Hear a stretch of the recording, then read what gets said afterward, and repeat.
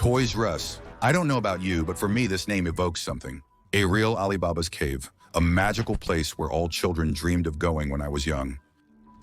A toy empire that dominated the global market until it abruptly collapsed in 2018 under the weight of a crushing debt and fatal strategic errors. But the story continues. Because today, Toys R Us is trying to rise from its ashes, but it's far from a done deal. So we're going to dive into the story of an empire that, due to poor management, betrayal, but also a dose of arrogance, went bankrupt.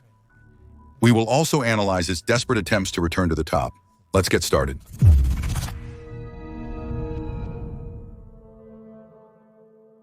The story of Toys R Us begins in 1948 in a small store in Washington, D.C. Charles Lazarus, a 25-year-old, wants to start his own business, despite his father owning a bicycle shop. At that time, there is a trend he cannot ignore: the baby boom. We are just after the Second World War, and America is entering a period of prosperity. The soldiers return from the front, get married, start families, and have babies. Lots of babies. Millions of children are born each year, creating a huge market. Lazarus realizes this is a business opportunity. He then opens a baby furniture store, Children's Bargain Town. But unlike his competitors, one detail changes everything. He starts selling a few toys as a supplement, and they sell like hotcakes. Furniture is a one-time purchase, while toys encourage parents to come back regularly. Lazarus therefore immediately understands that the toy market is much more lucrative.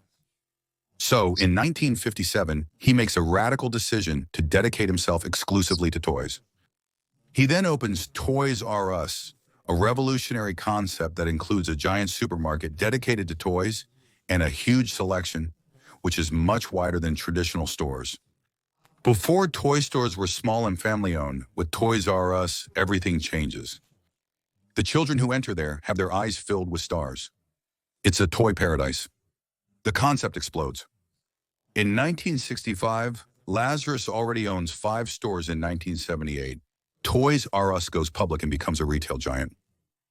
In the 80s and 90s, the company expands internationally and crushes all its competitors in its path. At its peak, Toys R Us holds 25% of the toy market in the United States, with 1,300 stores in over 30 countries.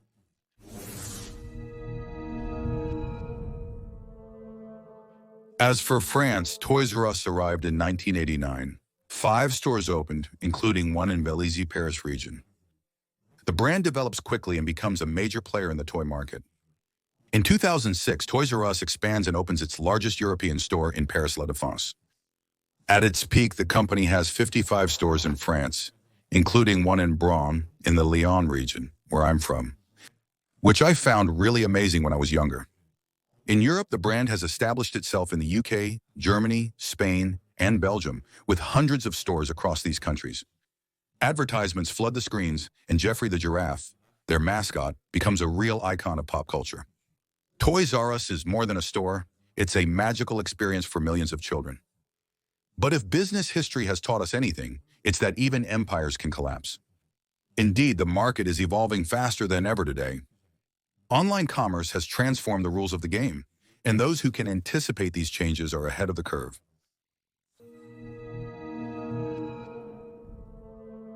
By the end of the 90s, Toys R Us dominated the global toy market, including in France and Europe.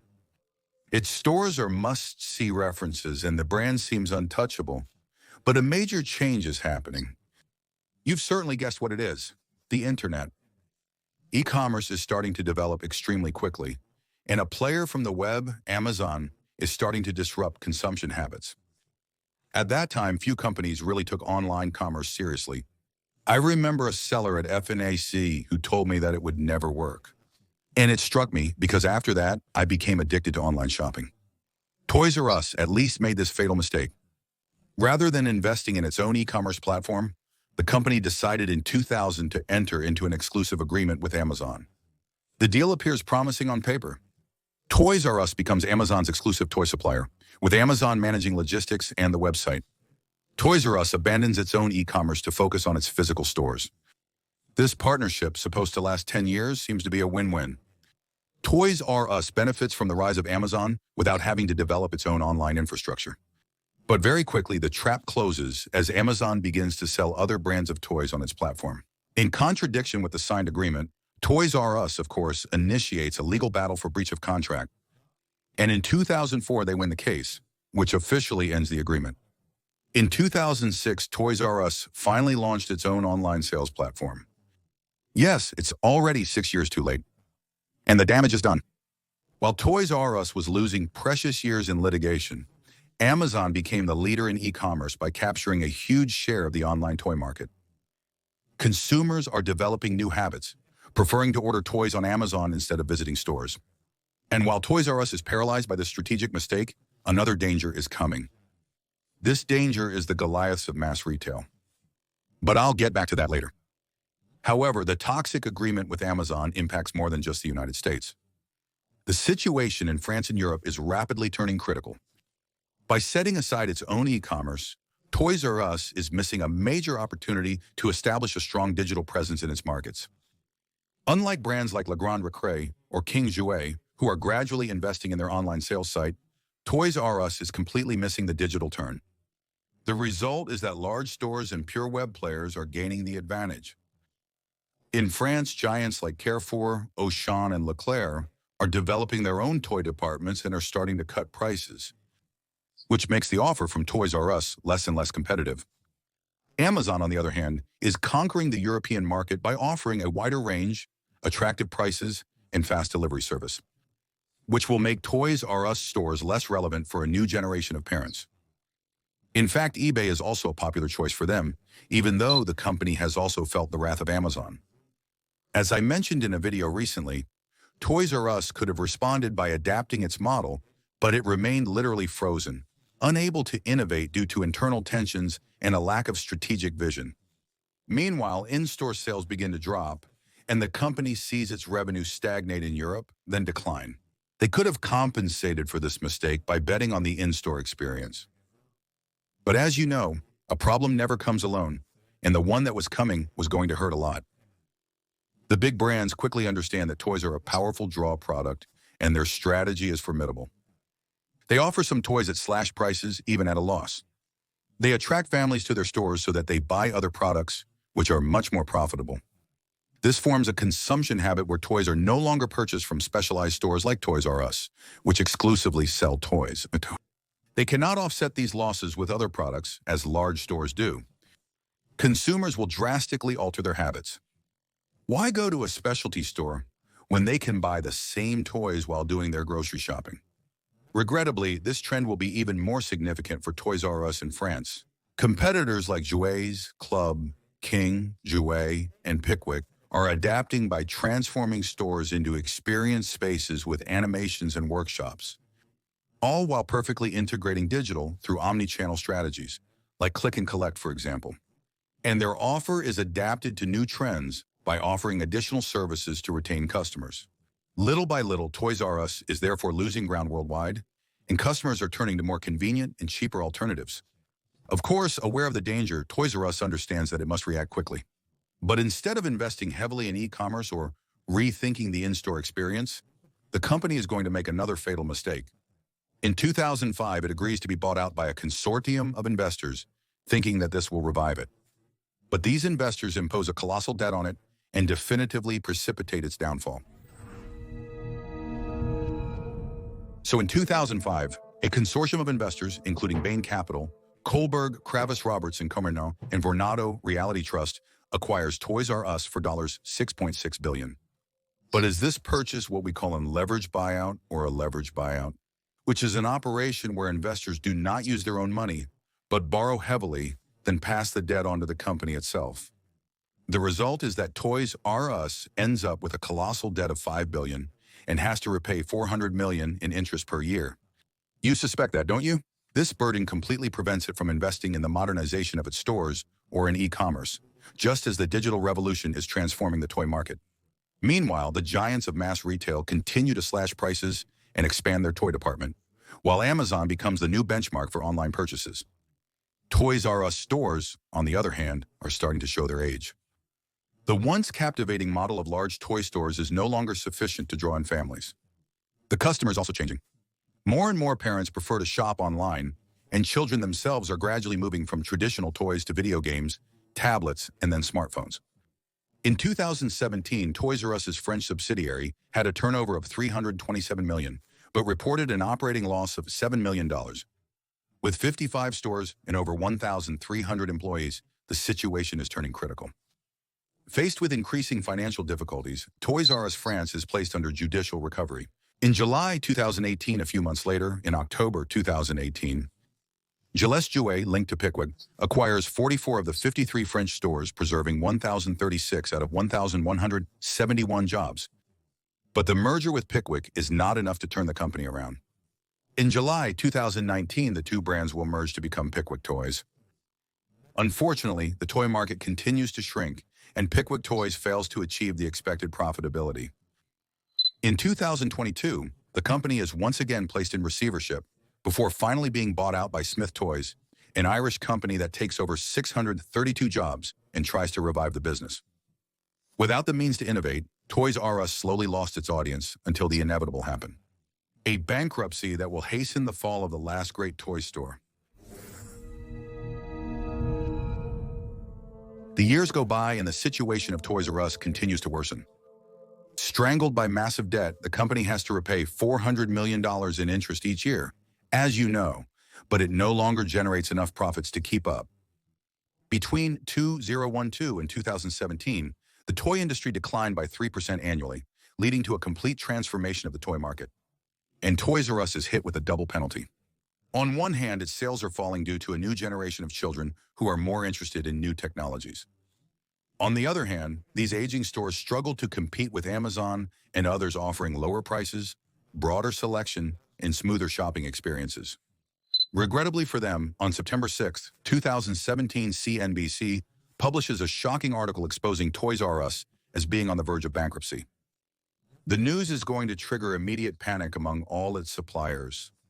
Within a few days, 40% of them stop delivering products for fear that the company can no longer pay them. It's a domino effect that's going to be devastating. Without stock to sell, Toys R Us can't even hope to recover during the holiday season, which normally represents a huge part of its annual turnover. September 18, 2017, the decision is made.